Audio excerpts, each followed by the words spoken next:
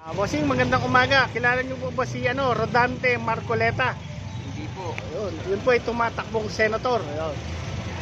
Okay, salamat po. Parang ngayon ko lang narinig pangalan nun eh. Ngayon lang narinig. Kayo, nakilala niyo si Rodante Marcoleta? Opo. Nakalig po sa Iglesia ni Cristo yan. Okay.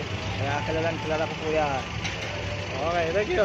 Ito, dito po tayo kay ate. Ate, kilala niyo po ba si Rodante Marcoleta na tumatakbong senator? Opo, Paano mo siya nang kilala o kilala? kapatid po yan. Kaanib po yan sa Iglesia ni Cristo. Okay, salamat po. Bossing, kilala niyo po ba si Rodante Marcoleta? Hindi eh. Okay, sige po. Siya po ay tumatakbong senator. Sige po. Thank you. Ito si Kuya. Kuya, kilala niyo po ba si Rodante Marcoleta?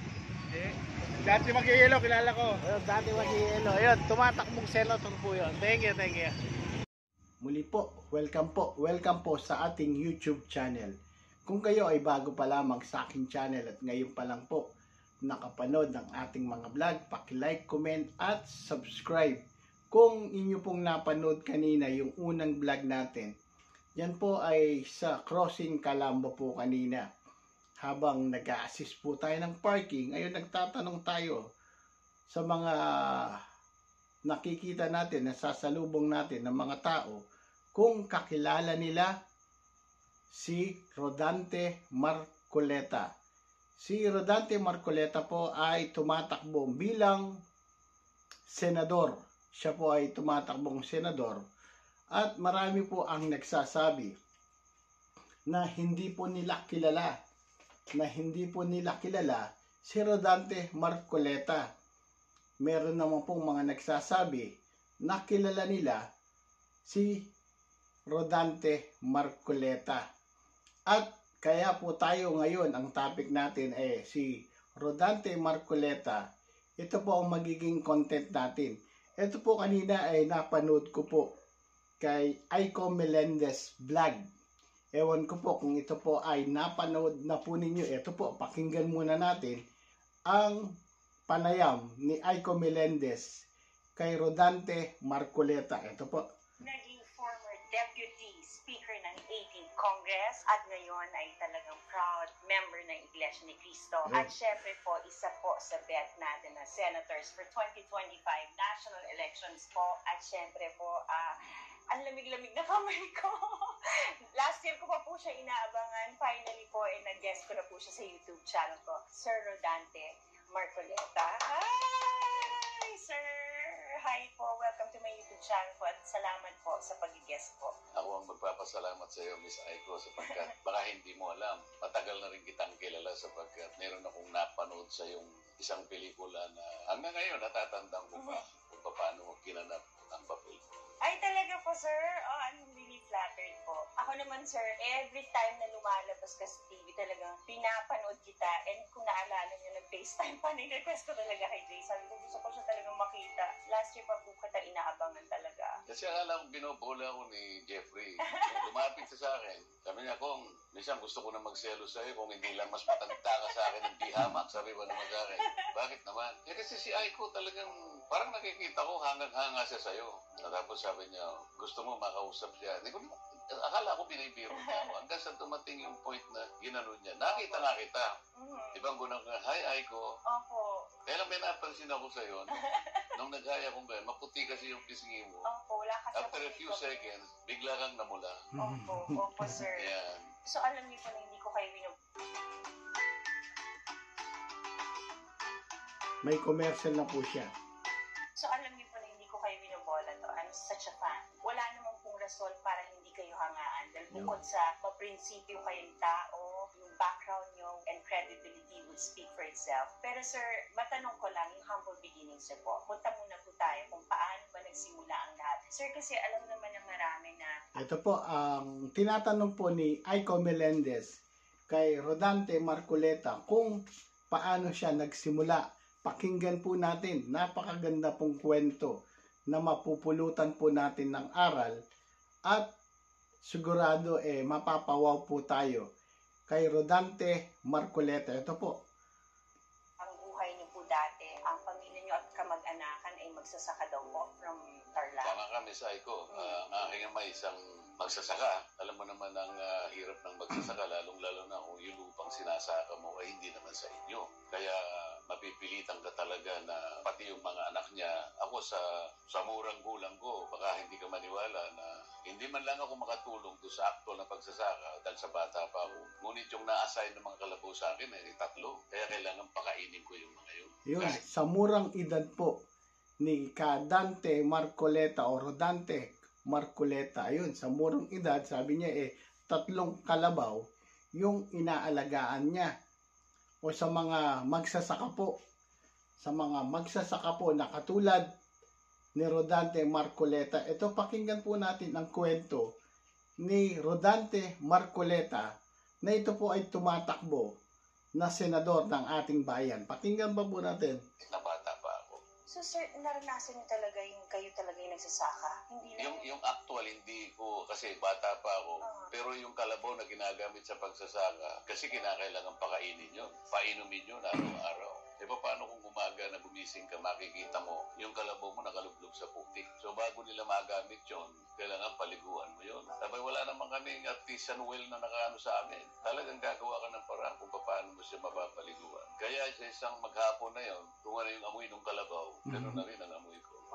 So yung mga magulang, Siguro po nakaka-relate po kayo yung mga nag-aalaga o yung mga magsasaka. Yung magsasaka po na katulad po ni Rodante Marcoleta. Siguro po sasabihin po nyo, tama po. Kapag maghapon mong kasama ang kalabaw, yun, mag-aamoy ka po ng kalabaw. Ganon po kahirap ang buhay ng isang magsasaka, na ito po ay napakalaking tulong sa ating ng mga magsasaka sapagkat sila po ang nagsasaka, sila po ang nagtatanim ng mga palay, at pagkatapos po ito po ay magiging bigas, at yung bigas, yun po ang isasayang natin. Pagkatapos nating sinayang yung bigas, kakain na po tayo. Kung kayo ay bago pa lamang sa aking channel at ngayon pa lang po nakapanood ng ating mga vlog, paki-like, comment at subscribe. Panoorin pa po natin ang panayam ni Aiko Melendez kay Rodante Marcoleta. so yung mga magulang niyo po sir, since alam naman ng lahat na abogado po kayo, galing kayo sa mahirap na pamilya, paano po kayo naitawid ng magulang niyo sa pagsasaka hanggang paano niyo naitawid ang pag-aaral niyo po? Nung primero kasi, Miss Aiko, dahil sa public education naman, libre, di ba? Mula grade 1 hanggang grade 6. Pero nung high school na kasi, medyo may bayad na yun. So, nakipaghabulan ako sa mga scholarships. Ang totoo niyan, nung bandang mag-graduate na ako ng high school, alam kong hirap na rin tatay ko.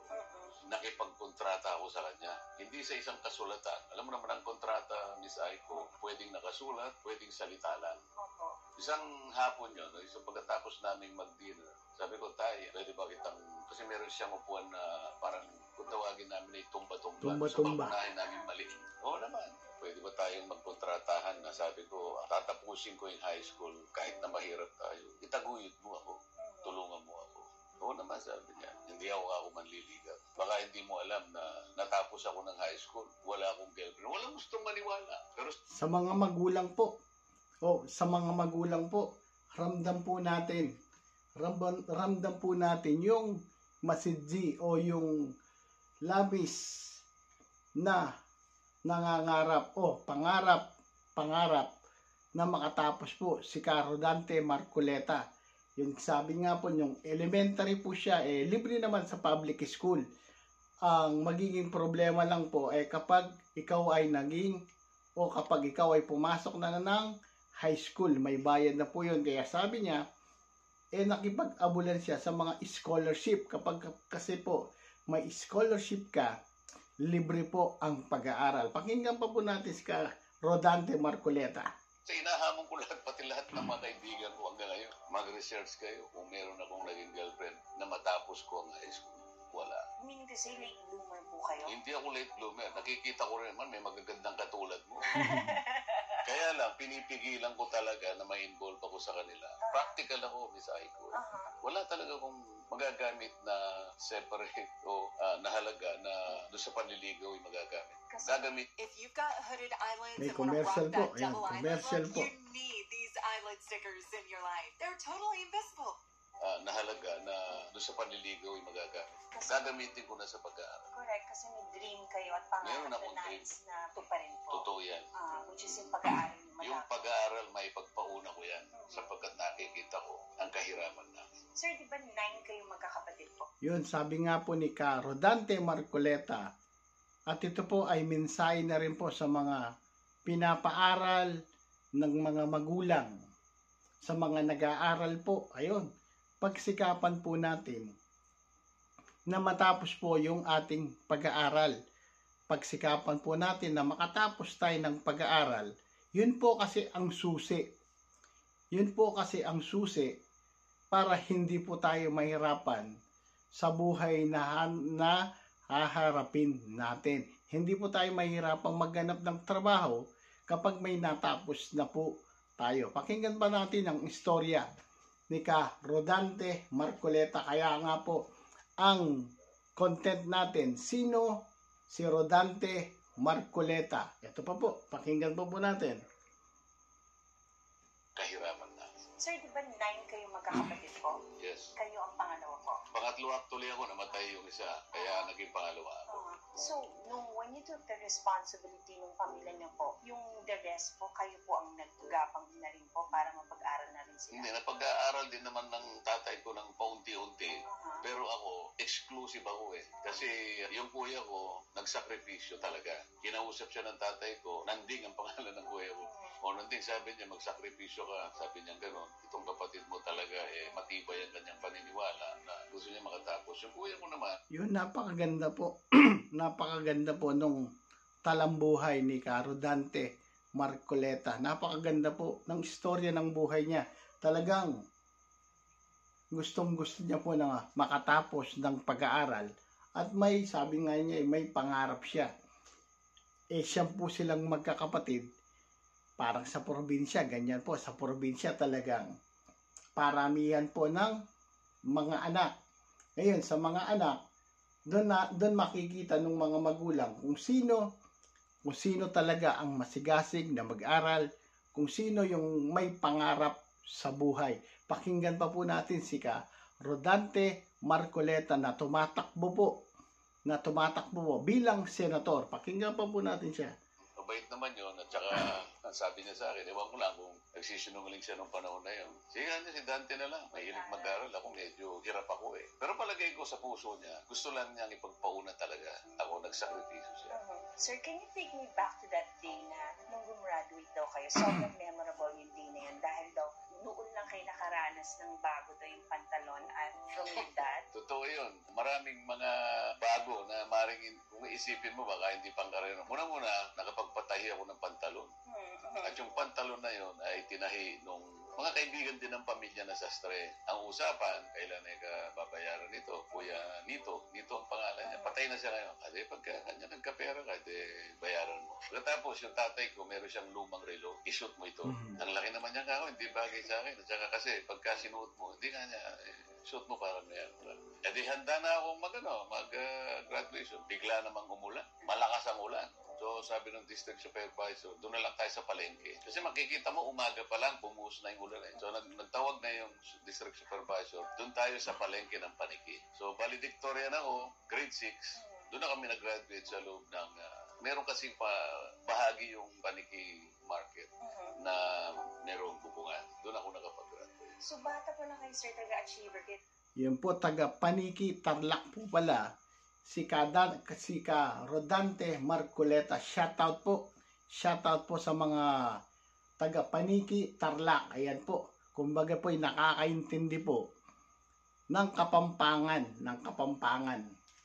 Si Ka Rodante Marcoleta. May pabengi po kayong manalbe. Nung yan yung papo po, apanalbe king YouTube. Nung pwede po, paki-subscribe po yung YouTube channel tamo. At tapong bell, po kakalingwan kalampagan bang ating ko pong notification kareng video na i-upload tamo po kakalingwan kay kayo po kabalen. Ulitan ko po, po kakalingwan kay kayo pong kabalen. Kaya po kakalingwan ni Ka Rodante Marcoleta, natatagal niya pong senador. Biyasya po ini, magaling niya po. po pabo rin. Pakiramdaman tayo pa po ito. Pakinggan pa po natin. valedictorian. So talagang worth it yung pagpapaaral sa inyo ng tatay niyo po. Hindi ko makakalimutan yung kontrata tinupad ng tatay ko. Kahit maliit na bahagi lang yung kanyang naibigay sapagkat ang gando lang ang magagawa niya. Yung ikalawang bahagi, nagsikap din ako. Kasi kung wala akong scholarship, mahihirapan din siya. Maring magkautang-utang kami. Pwede rin siguro, kaya lang, kawawa rin naman magsasakripisyo yung pamilya na. So yung pangalawang bahagi, ginamit ko rin yung sipag ko na mag-aral. Talagang nilagay ko sa isip, kaya napakaraming magagandang babae. Hindi naman kasing ganda mo. Kaya talaga, meron ding magaganda. So pinilit kong sinabi ko sa sarili ko na makakapaghintay naman ito. Tama. Iuna ko na muna. Nung naging abogado na po kayo, sir, kilala kayo sa pagiging matapang, maprinsipyo po, di ba? Ano po yung maaalala niyo talagang pinayo sa inyo ng ama niyo po nung kayo'y bata pa at bago talaga kayo naging legit na lawyer po? Yung mga pangaral ng tatay ko kasi, siguro yun ang naging daan para Commercial po. ang tatay ko kasi, siguro yun ang naging daan para kahit medyo mahirap, ituloy ko rin yung pagiging abogado. Nakita ko kasi yung bata pa kami, yung hatian sa aming harvest. Kasi nga sinabi ko sa'yo, hindi naman amin yung lupa. So pinaka-major na crops na tinatanim namin, palay at saka tubo. Patay ko mang isipin, bakit ka maganda naman. Alam ko naman kahit bata ako, maganda yung ani namin. Bakit pagka kwentahan na, nakikita ko pagka umuwi ang tatay ko, parang break-even na. So nakikita ko doon, hindi parehas yung paghahati. So sabi ko sa tatay, pwede ba tayong mag-question? Pwede ba natin? Ang tatay ko, sabi niya, wag na kasi maliliit na tao naman tayo. Hindi natin kaya yung mga yan. Baka magalit sila sa atin. Ganon palagi yung tatay ko. So nalungkot ako sapagkat pagka ang mahirap pala, kahit meron siyang karapatan, kahit gusto niyang ilaban niya, nagiging sanggol pala yung pagiging mahirap, maligid. So may karapatan ka ngunit hindi mo kayang ipaglaban. Kaya nung ako'y maging abogado, alam ko na kung ano yung kalagayan ng isang mahirap. Kaya pinilit ko yung mas marami sa kanila ay nakatulong din ako. Yes, sir. Kasi ang dinig ko nga, sir, ang inuna niyo daw talaga tulungan is yung mga naapi sa mga komunidad niyo po. Ang mga komunidad lalong-lalo na yung ejectment. Yes. Kasi alam mo, diyan mo makikita yung mayaman at saka yung mahirap. Yun, si Ka Rodante Marcoleta po, siya po ay isang abogado. At ngayon po siya po ay congressman at ngayon po siya po ay tumatakbo bilang senador. Kaya po wag pong kakalimutan, Rodante Marcoleta. Napakagaling po ng taong ito at napakatulungin po. Busilak po ang puso niya. Kaya po sa mga kapatid po at sa mga kaibigan namin at sa mga sumusuporta po kay Rodante Marcoleta, ayun, tulungan po natin si Rodante Marcoleta. I-share po natin yung mga video ni Rodante Marcoleta. Pakinggan pa po natin.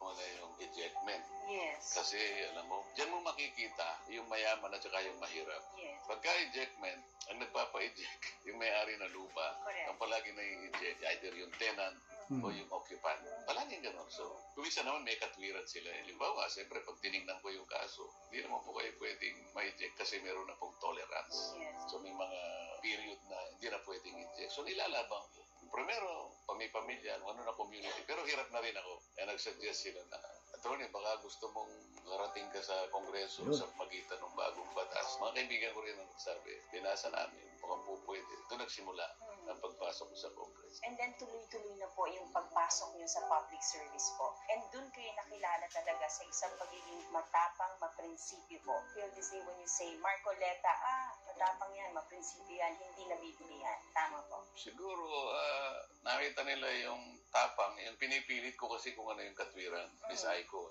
Ayun kasi nakita ko sa tatay ko. Maging parehas ka lang. Sabi niya, huwag kang palalamang.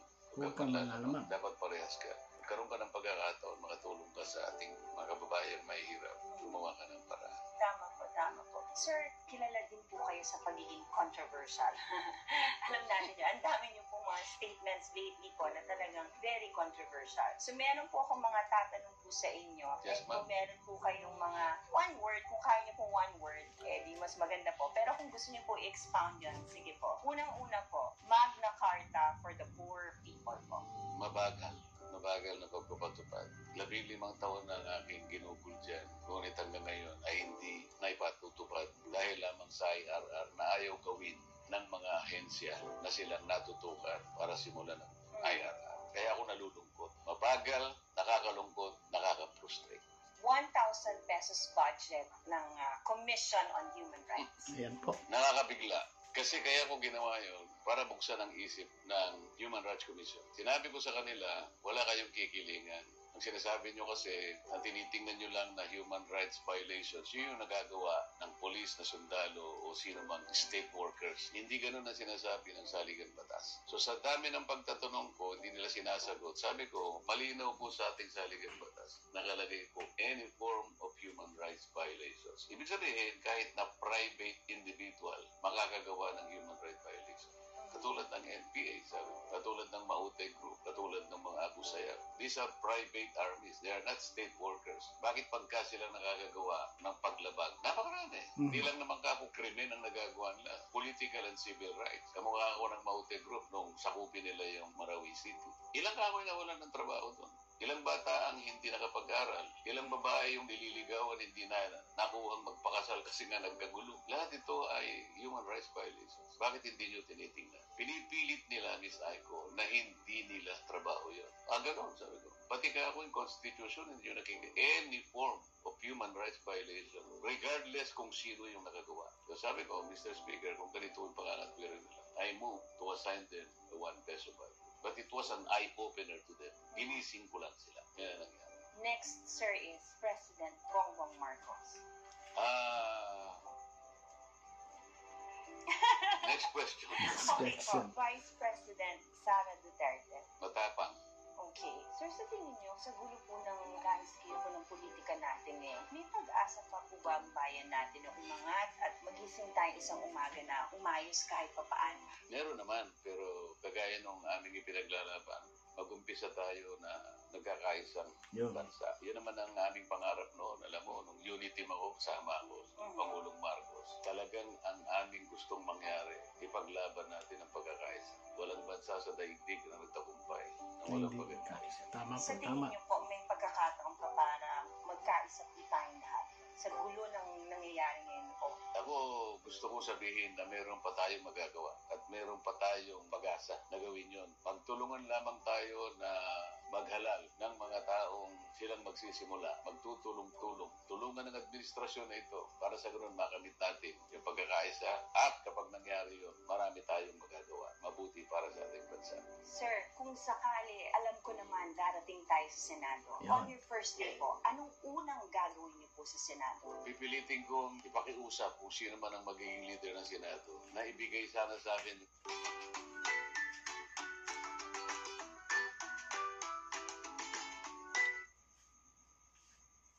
yung Blue Ribbon Committee sapagkat yun ang magiging dahilan para maimbestigahan lahat ang malalaking korupsyon na nangyayari sa ating bansa. Isa yun kung bakit lalong lumalala ang paghihirap ng ating bansa. Sa lahat ng pagkakataon na merong korupsyon, nawawala yung pagkakataon na magkaroon ng pag-asa ang mahirap. 30% of our national treasury goes to private pockets. Yung 30% na yun ay para sa public education, para sa public health, para sa public safety and public order. Ang natutugunan nun ay yung mga marginalized. Yun ang nawawala sa kanila. Kapag hindi naayos yun, lalong lulubha ang kahirapan dito sa bansa. Kahit ano pang sabihin nila, Yun. Kung kayo po ay bago pa lamang sa aking channel at ngayon pa lang po nakapanood ng ating mga vlog, paki-like, comment at subscribe. Ngayon po ang content natin o ang pinapanood po natin ay si Rodante Marcoleta. Siya po ay isang iglesia ni Cristo.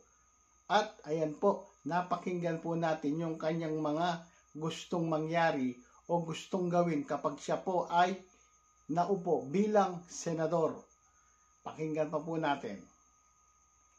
sa kanila. Kapag hindi naayos yun, lalong lulubha ang kahirapan dito sa bansa. Kahit ano pang sabihin nila, lahat ng administrasyon sinasabi na i-alleviate natin ang ating bansa sa kahirapan. Hindi hindi mangyayari yun habang papalaki ang antas ng corruption sa ating bansa. Pero sir, di ba sa mundo ng politika po natin, it's a numbers game po. Even sa Senate, pag hindi po kayo member ng majority po, ang kalungkutan nito, when you don't have the numbers, minsan kahit gaano pa kaganda ang plano at alikain niyo po, hindi pa rin nananalo. So paano po natin masusolusyonan na may pasa ang magagandang batas kung wala po tayong numero? Kinakailangan kasi makilala ng ating mga kababayan kung sino yung tapat at gagawa ng mabuti. Kinakailangan ipakita natin na ito ang gagawin namin at kaya namin gawin ito. At kapag hindi pumayag yung mga kasamahan ko sa Senado, nato na kami, pwede natin gamitin yung ating fiscalizing ability. Pwede ko sabihin sa kanila, pag hindi nyo ako pinagbigyan, araw-araw na lang tayo magtatalo dito sa plenary. Hanggang sa makilala ng mga tao kung sino kayo. At I will talk to the people, kagaya ng ginawa ko nung panahon ng ABS-CBN. Nung una, kahit ako, hindi ko akalain na magagawa namin yung dapat namin gawin. Proteksyonan ng ating mamamayan laban doon sa paglabag ng ABS-CBN. Unang-una, ang sinabi sa ABS-CBN, free to air ang franchise mo, libre. At ikaw naman ay suportado ng napakaraming advertisement. Alam ko naman ang kinikita ninyo. Billion ang kinikita nyo sa advertisement. Ba't kinakailangan pa ninyo magbenta ng black box sa ating mga manunood, kabawal-bawal? Nilaban ko yun, kahit alam kong siya ang pinakamalaking network. Wala kahit isang senador na tumulong sa akin. Gagawin ko rin yung patakaran na yun. Kung kinakailangan kong i-explain, ipaliwanag sa ating mamamayan, kayo na po ako ang tumulong sa akin. Kung gaano ang ginawa natin noon, ngayon po ay ang makasama ko, 24 lang kami. Palagay ko may pag-asa, Miss Aiko. Bakit ka? 24 lang ang kakalaban. Yun po, napanood po natin at napakinggan ang Rodante Marcoleta. Siya po ay isang napakagaling, napakasipag, napakatalino at napakatapang na tao. Kaya huwag po natin kakalimutan sa mga nanonood po, sa mga nanonood sa atin. Yun, iboto po natin bilang senador, Rodante Marcoleta po. Kung kayo ay bago pa lamang sa aking channel at ngayon pa lang po nakapanood ng ating mga vlog, paki-like, comment at subscribe. Magandang gabi po.